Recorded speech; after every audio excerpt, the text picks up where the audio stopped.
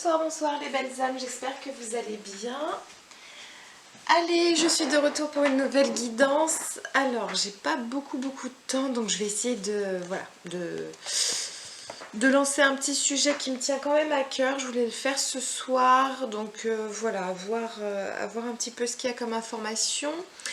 J'avais envie de poser la question, pourquoi les gens étaient dans l'ego, dans l'égoïsme, et qu'est-ce qui pourrait faire qu'on soit plus dans la solidarité, enfin même si voilà, c'est de plus en plus dans les énergies, dans les vibrations, voilà, de toute façon tout ce qu'on vit actuellement, ça nous amène aussi à ça.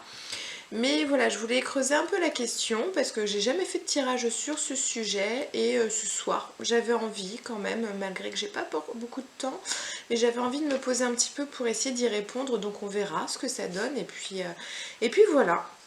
Allez, je me centre et on va voir les informations que j'ai. Allez, c'est parti. L'égoïsme. Alors, on parle déjà d'égocentrisme.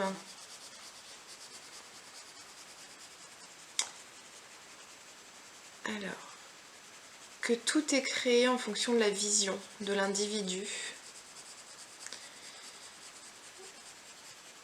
Et ce qui fait une vision très, très réduite des situations. Oui, on parle d'une perception très réduite et hyper focalisée sur l'ego, on me dit sur son nombril, qu'on est vraiment dans la dualité des choses, dans le jugement, dans les croyances, dans les préjugés. L'éducation qui a renforcé ça également. Mais tout ça est volontaire. Pour nous faire oublier notre essence divine, de nous faire oublier qu'on a le droit et qu'on peut reprendre notre souveraineté.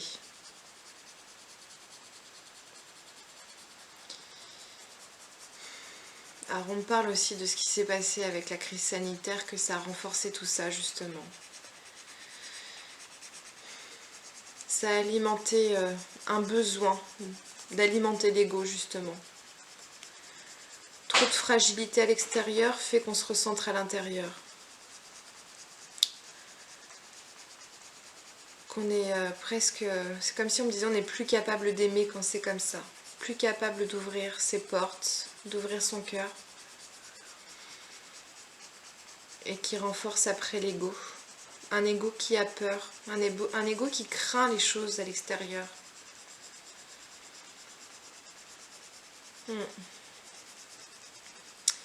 Et justement, là, on me dit en conseil qu'il faut justement, au lieu de... Alors, on me dit, au lieu de... Comment dire, d'imposer quelque chose, de faire que la personne... que vous ayez besoin que la personne vous croie, vous entende. Là, vous êtes une énergie extérieure, donc ça va émettre un sentiment d'agression. Et qu'il faut au contraire alimenter un environnement extérieur pour la personne qui soit sécurisant, qui soit rassurant, qui soit rempli d'amour, de bienveillance, même si la personne n'est pas d'accord avec vous et même si elle vous juge. Parce que là, vous avez tout à y gagner. Ne cherchez pas à convaincre. Acceptez le point de vue de l'autre. Acceptez l'autre justement tel qu'il est. Parce que là, vous allez émettre des énergies de respect, de bienveillance. Et là, la solidarité peut se créer. Parce que vous créez une énergie. Même si vous n'êtes pas d'accord, vous créez une énergie de lien et de confiance avec la personne. Et vous allez voir que la solidarité et l'entraide vient après ça. Parce que l'amour n'est jamais oublié, est beaucoup plus puissante que les peurs et l'ombre, malgré ce qu'on peut croire.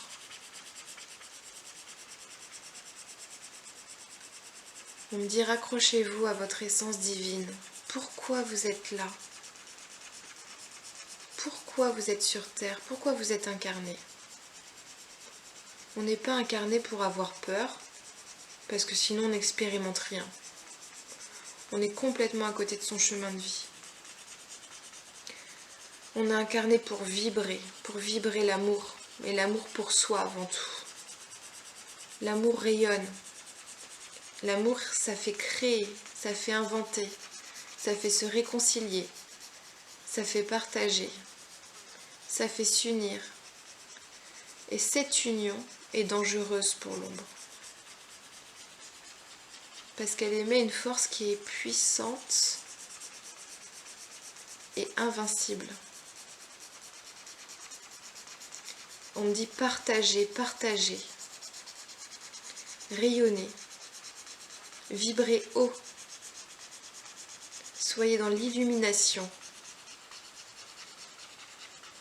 Ayez surtout foi et confiance en vous. Rien ne doit vous atteindre. Vous êtes vos propres créateurs. Vous pouvez tout créer, tout inventer. C'est votre vie. Personne n'a le droit de décider autre que vous, sinon vous donnez le pouvoir à l'autre. Et on me dit, c'est la fin. Bon, je vous montre le petit gribouillage. Hop. Allez, on va faire quelques cartes quand même. Et puis je m'arrête là pour ce soir. C'est des beaux messages, magnifiques. J'avais le sourire pendant toute la canalisation.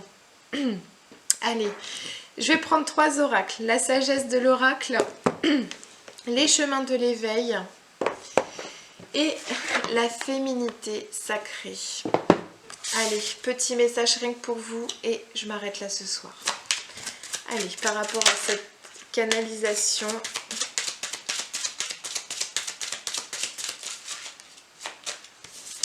hop, excusez-moi. Hop là. Et ben,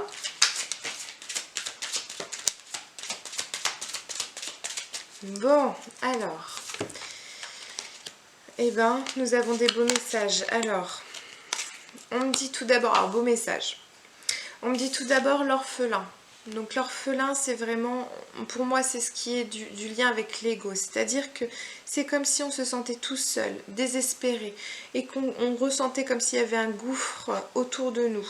Donc finalement, comme si tout autour était le danger. Et ça revient vraiment à la canalisation. On est en train de me dire là, n'ayez crainte parce que finalement, ce qu'il y a autour de vous, c'est une pensée créatrice. Si vous pensez que vous êtes seul, si vous pensez que vous êtes orphelin, en effet, vous allez créer une réalité qui va faire que vous n'aurez pas envie d'avancer parce que vous pensez qu'il y a un gouffre au devant, que vous pensez qu'il y a un gouffre derrière également. Donc finalement, c'est comme si on me disait, ne soyez pas dans ces énergies non plus où vous vous emprisonnez tout seul. Soyez vraiment dans le fait d'être libre, ressentez cette liberté, vibrez la liberté pour que vous puissiez créer justement une passerelle ou je sais pas, une tyrolienne, ce que vous voulez pour pouvoir partir à l'aventure. Nous avons le cœur fidèle. Donc cœur fidèle, on me dit bien que là on est accompagné. Hein. Il y a un amour, l'amour entre ces deux animaux là. Et on me dit là finalement qu'il y a une loyauté, il y a une sincérité. Il faut être dans la sincérité de cœur. Quand vous faites les choses, faites-les pas par consommation ou par volonté d'avoir un retour. Faites-le parce que vous avez envie de le faire, parce que vous avez envie de partager, ce qui fait que finalement vous aurez énormément en retour parce que là on en a 2. Donc finalement il y aura toujours un écho qui reviendra. Et soyez dans cette fidélité justement parce que le lien se crée. La fidélité c'est quelque chose qui se fait avec le temps, qui se crée, qui se manifeste. Donc soyez vraiment dans ces énergies d'amour mais d'amour sincère, loyal.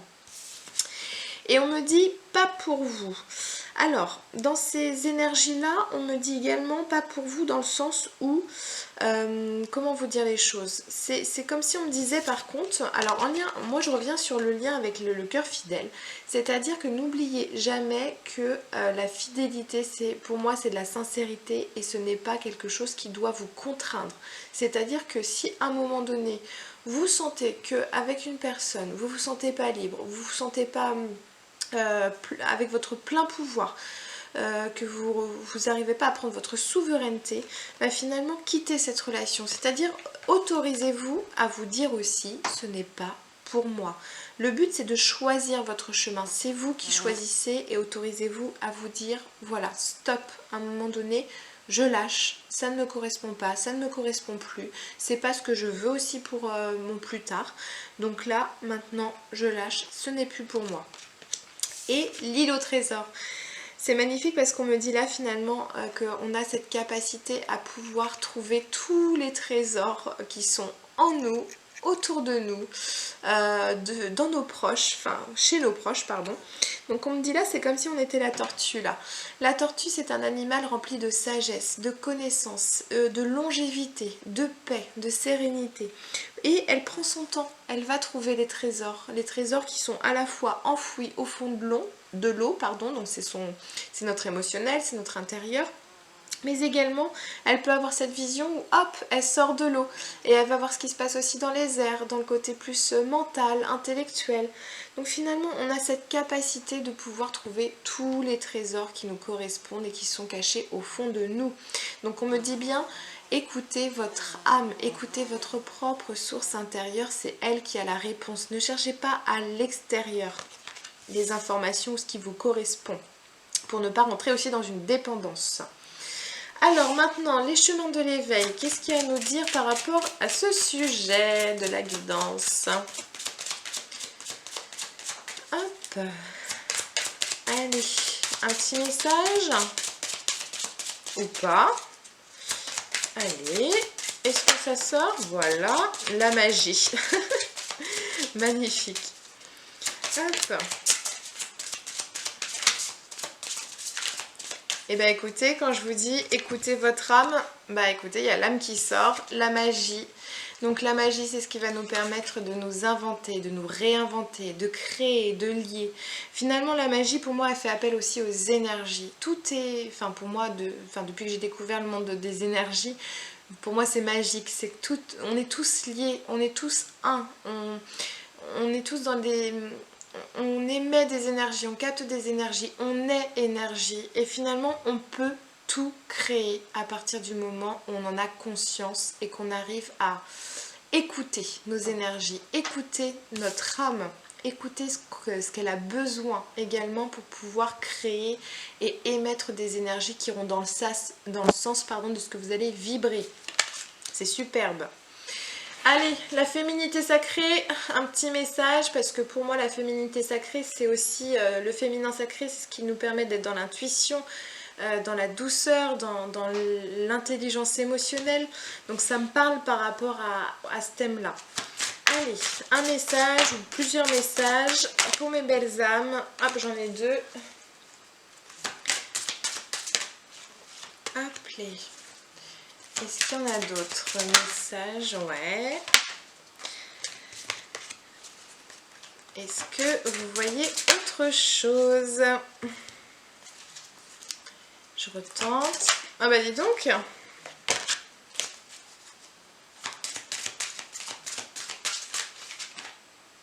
Ouais. Allez.